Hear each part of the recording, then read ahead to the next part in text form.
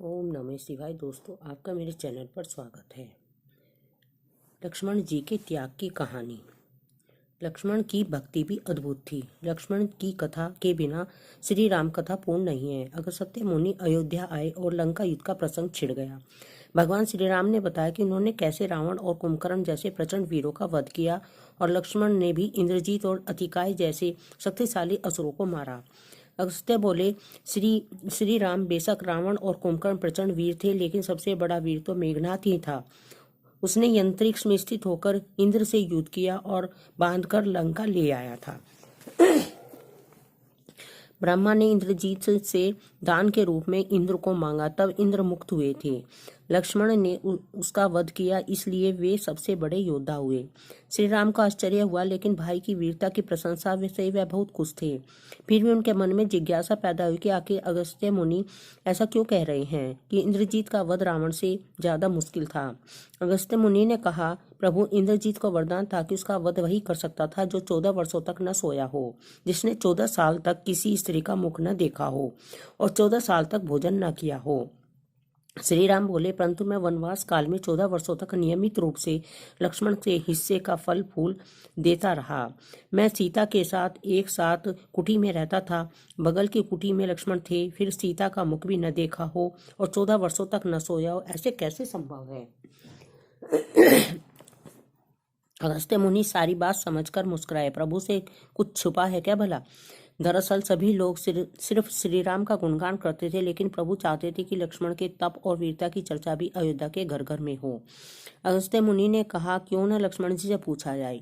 लक्ष्मण जी आए। प्रभु ने कहा कि आपसे जो पूछा जाए उसे सच सच कहिएगा।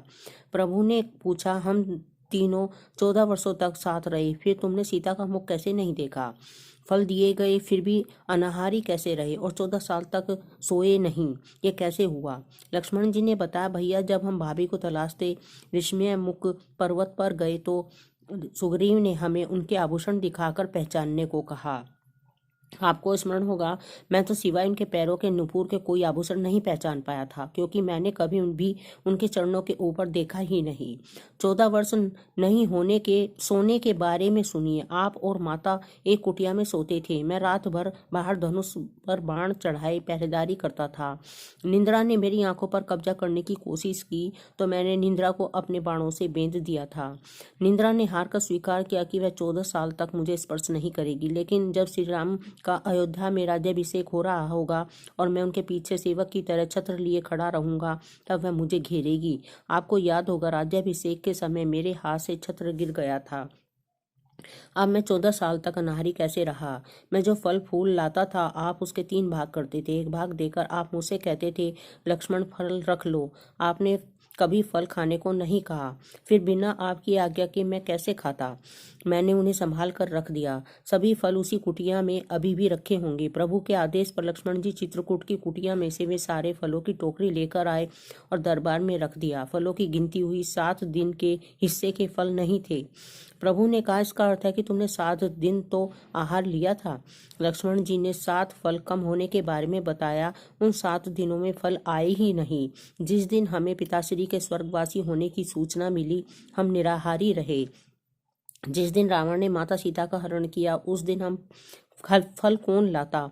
जिस दिन समुद्र की साधना आप उससे राह मांग रहे थे, जिस दिन आप इंद्रजीत के नाग पास में बंद कर दिन भर अचेत रहे, जिस दिन इंद्रजीत ने मायावी सीता को काटा था और हम शोक में रहे, जिस दिन रावण ने मुझे शक्ति मारी और जिस दिन आपने रावण का वध किया, इन दिनों में हमें भोजन की सुध कहाँ थी। विश्वामित्र मुनि से मैंने एक अतिरिक्त विद्या का ज्ञान लिया था, बिना आहार किए जीने की विद्या। उसके प्रयोग से मैं 14 साल तक अपनी भूख को नियंत्रित कर सका, जिससे इंद्रजीत मारा गया।